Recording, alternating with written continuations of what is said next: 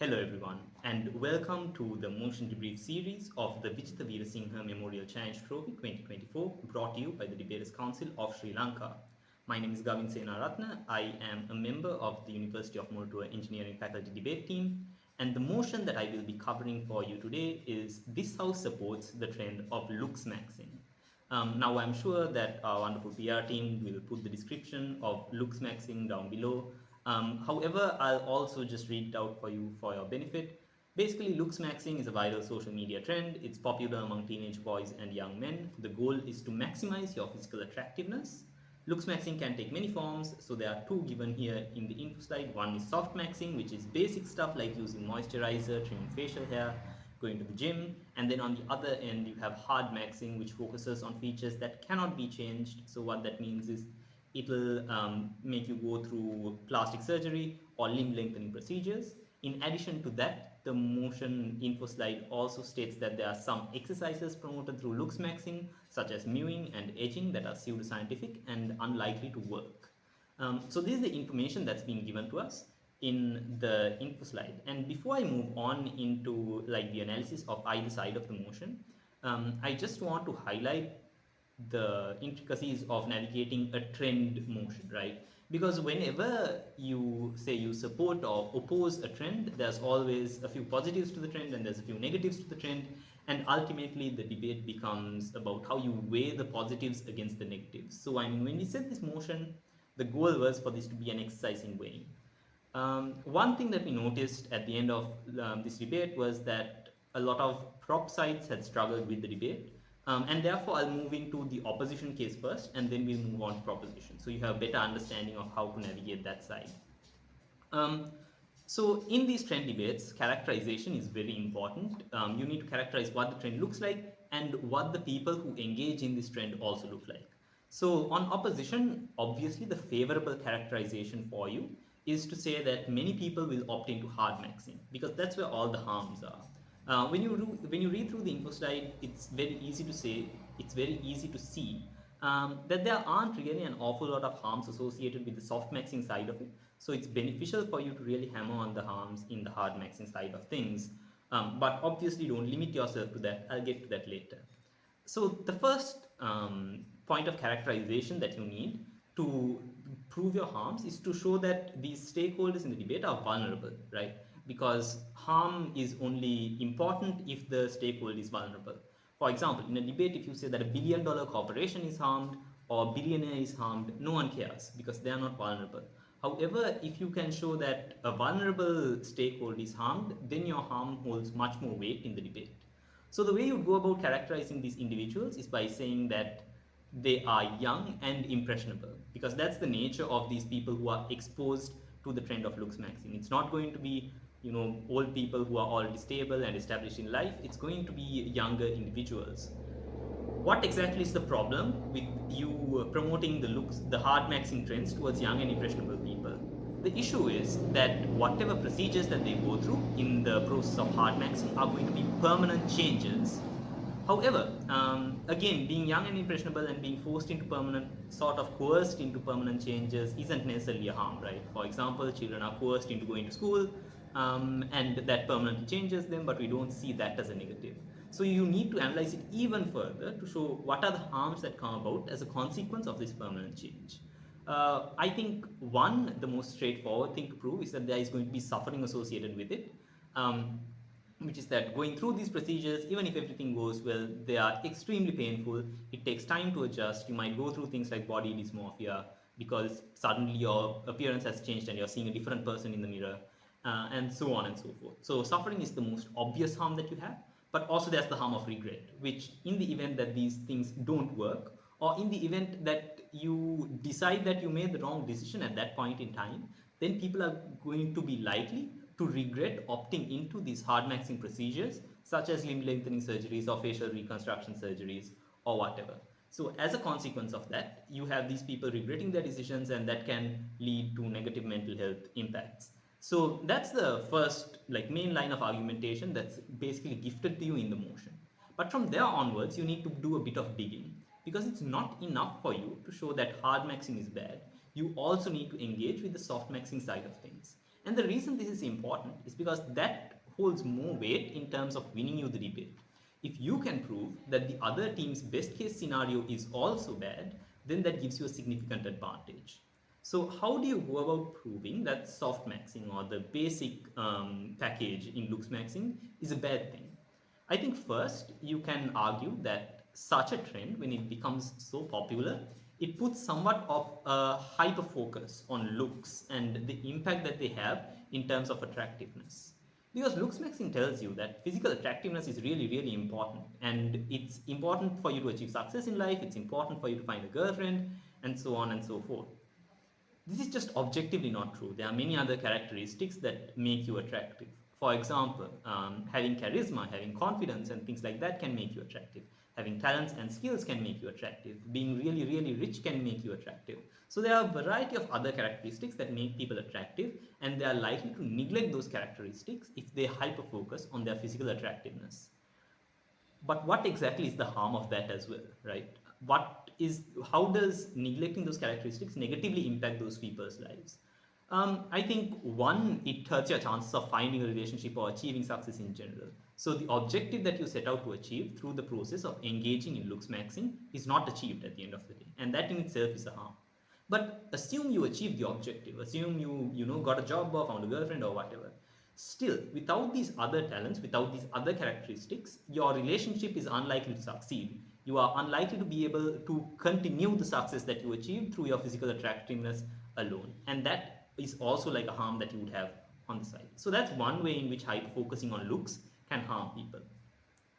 But even in the event that people don't engage in looksmaxing, the existence of this trend is likely to create insecurity in the minds of people, right? Because you're hammering through this narrative saying physical attractiveness is really so important, and you need to engage in this protocol of looksmaxing in order to maximize your attractiveness. So again, when there is a trend of looksmaxing, it doesn't exist in a vacuum, right?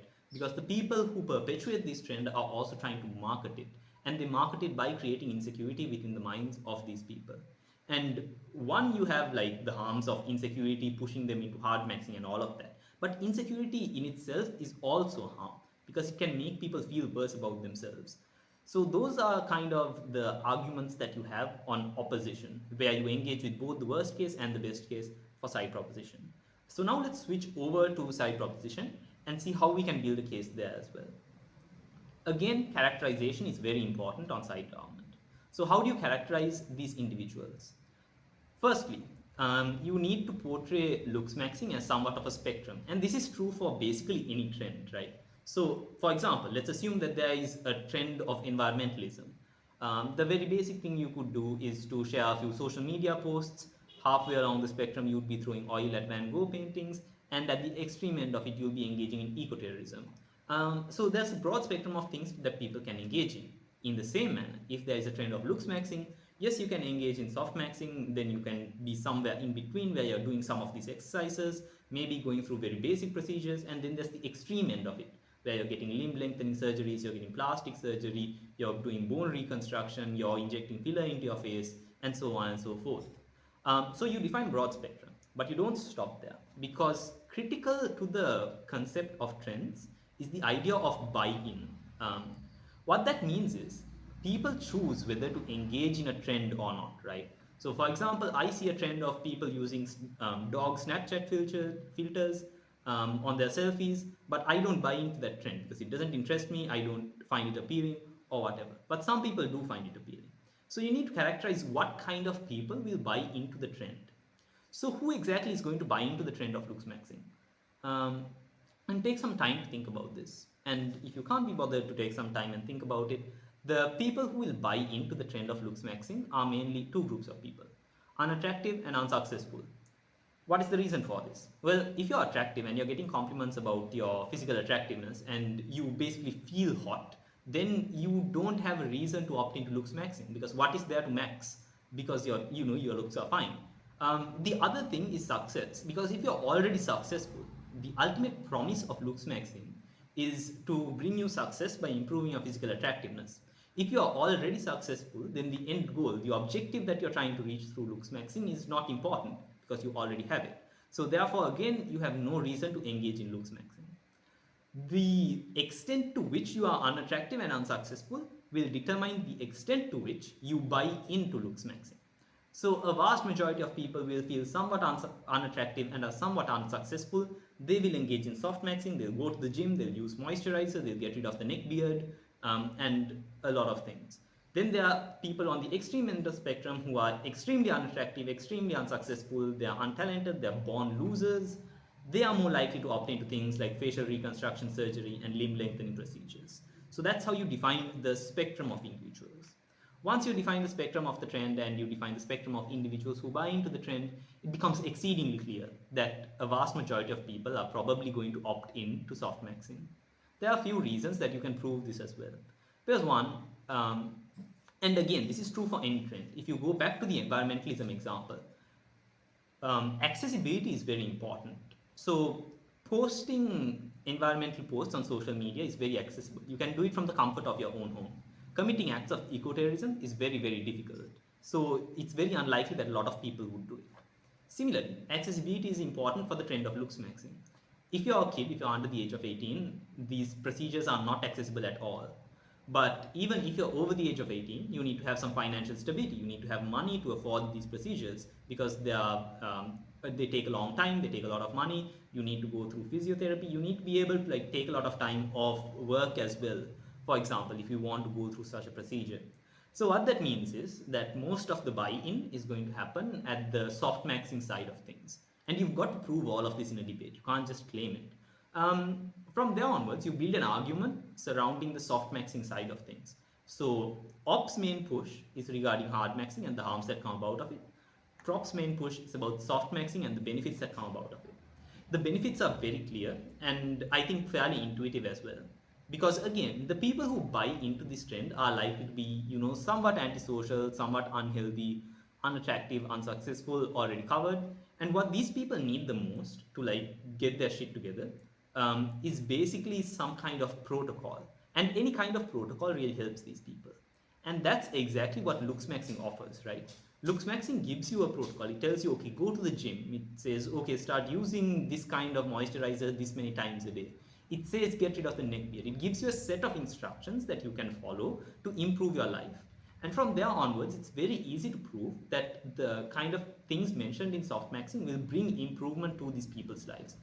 Because one, their health will probably improve, but two, their looks will also improve because anyone who goes to the gym regularly will end up looking better than they did if they did not go to the gym. And then these other things also make you attractive. But also, following the protocol and seeing visible changes makes you more confident as well. And that's likely to have positive impacts in your relationships. It's going to have positive impacts in your life. It's going to have positive impacts on your mental health. Everything's nice that comes about as a consequence of looks maxing.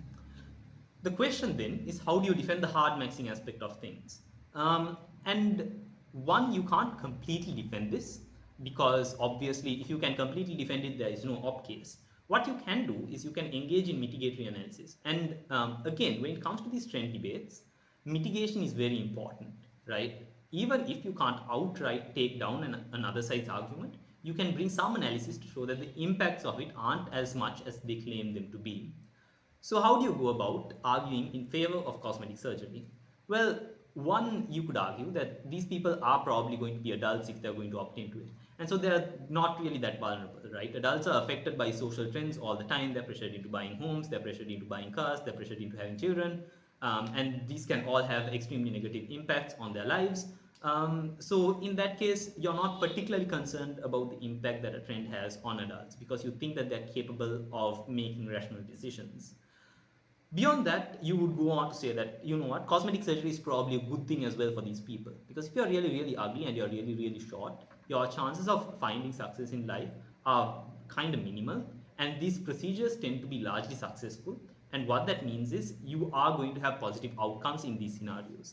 And then you can kind of make arguments about the benefits of becoming hot through cosmetic surgery as well. So for example, attractive people are more likely to find relationships because your appearance is the first impression that you make. If you keep on making bad first impressions, you are unlikely to get the opportunity to make a good second impression. So that's just one of the benefits of being attractive. But also people just treat you better, right? People are more likely to hold the door open for you. People are more likely to approach you, to talk to you. People are more likely to want to have a conversation with you if you are more attractive. If you look at like extremely practical impacts that can change a person's life, you're more likely to land a job at an interview if you're attractive. These are all like very measurable things. So you would say, true enough, there might be some people who are vulnerable and some people who opt into this. There might be some suffering associated with it and there might be some regret associated with it. But overall, there is a considerable kind of return on investment for the suffering that people go through in a large variety of cases. And in the small variety of cases where people do feel a certain degree of regret after the procedure, you can weigh that up against the positives. I think another argument that you can make about the trend of looksmaxxing, and again this can be broadly generalized to trends as well, is that when a trend of looksmaxxing or trend of anything really comes about, there is considerable opposition to this trend as well, and the opposition to this trend also gets a significant amount of attention. So looksmaxxing emerges as a trend. Then people who criticize looksmaxxing also get a lot of views. People who provide medical information that balances out the claims made by looksmaxxing also get a lot of attention. The argument here is not that this would fight the trend of looksmaxxing and shoot it down, because that doesn't help your case. You are claiming certain benefits of looksmaxxing. The argument here is that people get access to a wide variety of good information as a consequence of this trend coming into play. And more information in itself is a good thing, because having more information enables people to make better choices.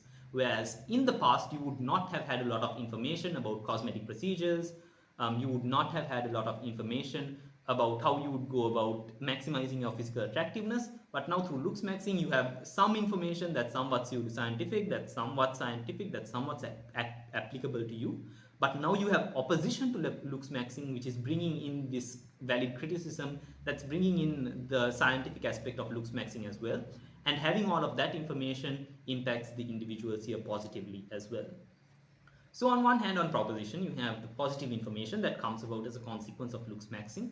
You have the positive benefits that people get out of softmaxxing.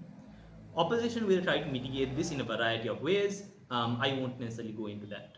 On opposition, you have people going through suffering and regret as a consequence of hard maxing. You have people finding insecurity due to the trend of looksmaxxing, and also you have people neglecting other characteristics as consequences of this trend becoming so popular. Again, proposition can mitigate this to a large extent. For example, the thing about insecurity and hyper-focusing on looks, you could try to portray it as a natural consequence of social media, that Instagram alone can do it even without the trend of looksmaxxing. But there's a lot of mitigatory analysis that can be made there as well.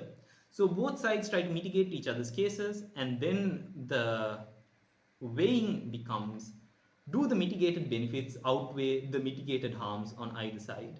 And whichever side proves that their side holds more weight is the side that's going to win the debate. And when we evaluated what this clash might look like, it seemed relatively balanced. But again, if you all have contrary opinions, please feel free to share them in the comments as well. So that's all for this motion debrief. I hope you all learned something, and I hope to see you all again in a future debrief.